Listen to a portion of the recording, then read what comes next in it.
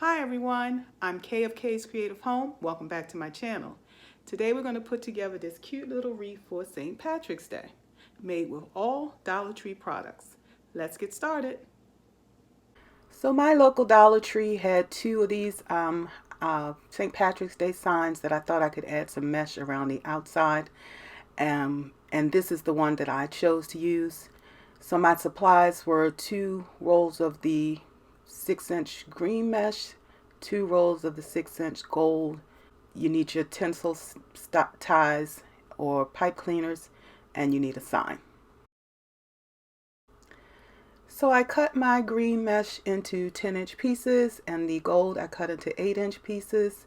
And my Dollar Tree didn't have the St. Patrick's Day mesh, but if you can find it in yours, you can probably just get away with the 2 rolls of mesh. I just wanted on 2 colors, and the St. Patrick's Day mesh has 2 colors. My store just didn't have any. So I'm just going to do the gathering method here to pull together my mesh by just folding in the end a little bit so that my raw edges won't be out, and then gathering up the center and making sure that final end is tucked in. So that's going to make my gathered mesh. And then I'm going to do the same with the gold. Just simply go up the center and use the cutting mat to help keep it aligned, so I know where my center is, because you don't have the lines like you do in the deco mesh. And then I'm just going to simply add that on top.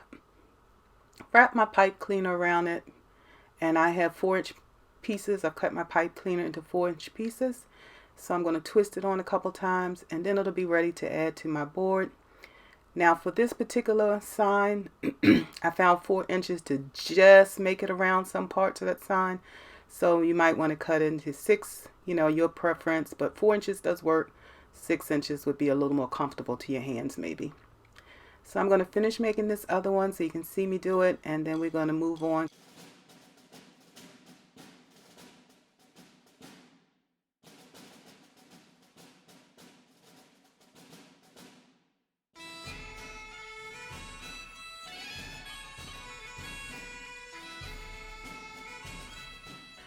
So I've got all of my little gathered mesh together here, and I'm going to just simply start going around this outer edge of the sign.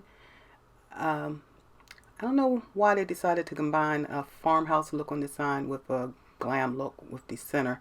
So I decided to cover the farmhouse look and put this really glittery deco mesh around the outside to make it the total wreath, a glam look.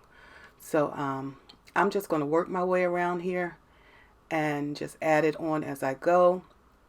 Where the shape of that clover kind of dips in, I'm bringing my gathered mesh in, so toward more the center of the sign, and where the clover expands out, you get on a curve. Where you have an outer curve there, I'm making sure the mesh is more toward the outside.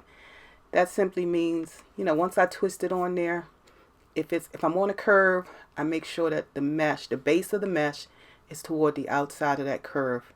And if it's, where it points in for the clover, I'm making sure that the mesh is kind of more toward the center, the base of it anyway, because that poof is going to spread out no matter where you start the base. But it kind of helped me to keep the shape.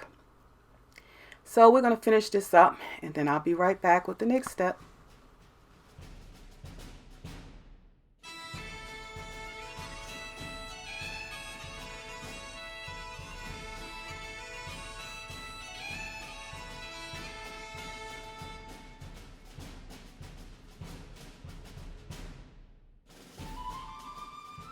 So with everything done, as far as the deco mesh, I flipped it over.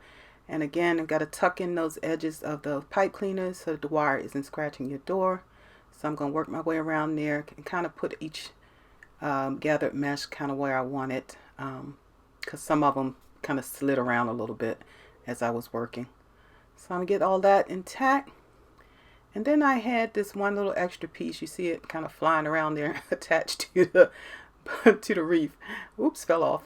So I was trying to decide if I wanted to put that on the bottom stem of my clover. Then I decided not to because I thought it looked kind of weird. I thought it was messing up the shape that I was trying to retain.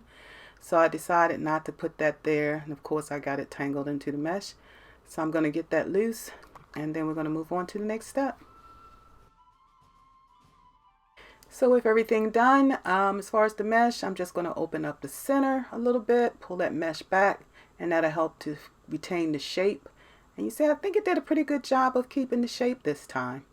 So here are my final pictures. I thank you for spending this time with me, and I'll be talking with you again real soon.